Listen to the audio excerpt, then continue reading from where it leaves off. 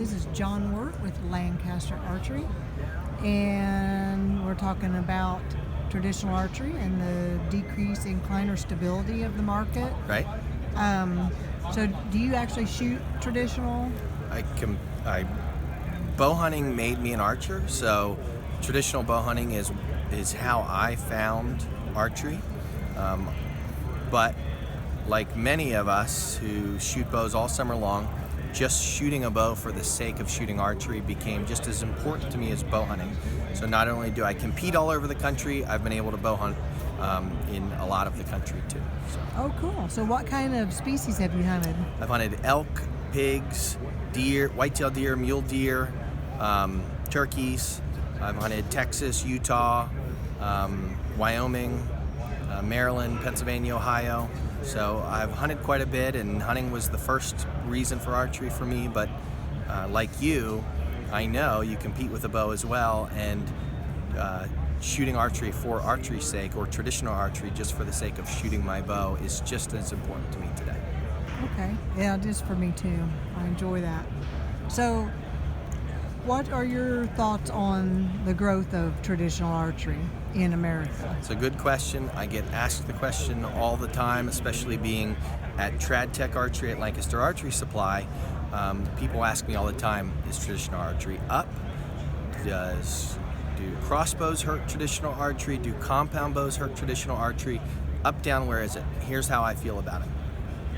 I believe that not only is it up, it has been steadily up since I've been doing it for 20 to 30 years. Traditional archery has increased.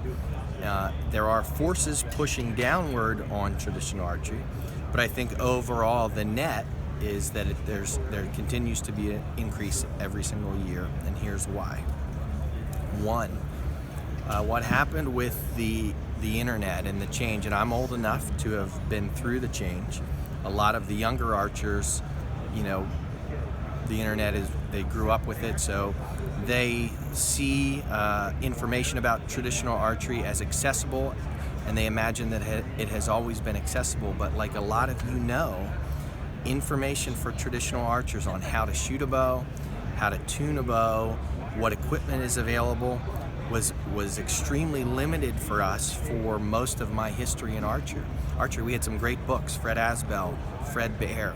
I grew up with those books teaching me about archery, and I would soak it up at shops that had some traditional archery stuff and who could teach me things about it. But as you know, not many shops had it, and it was mostly compound bows.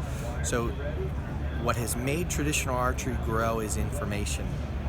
The websites like Stick Bow and Trad Gang and Trad Talk, all of these information sharing forums have helped traditional archery to grow, helped people learn about traditional archery, and it helps them find where to buy it or where to start practicing it or where to shoot a competition, something like that.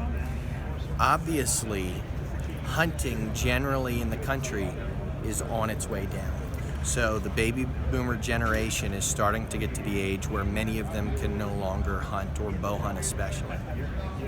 That's a downward force because the children of the baby boomers certainly didn't take it up as much as the baby boomers did. So that's a downward force. But the upward force of the spread of information of traditional archery, I can sell traditional archery to people all over the world, is in fact creating an overall increase in traditional archery sales for our company, and I believe for the industry wide. It's going up. In America and Europe? In America and Europe. They have less opportunity to bow hunt in Europe, though there is some great bow hunting in Europe. They have less opportunities. There's a great target archery community that competes with wooden bows and recurve bows and longbows in all of Europe. You would be surprised how many Europeans love to shoot black widows and love to shoot American custom-made traditional bows or shoot my Trad Tech bows. So there's many of them that compete, and there's a lot more traditional archeries in Europe than you might imagine. Thank you very much.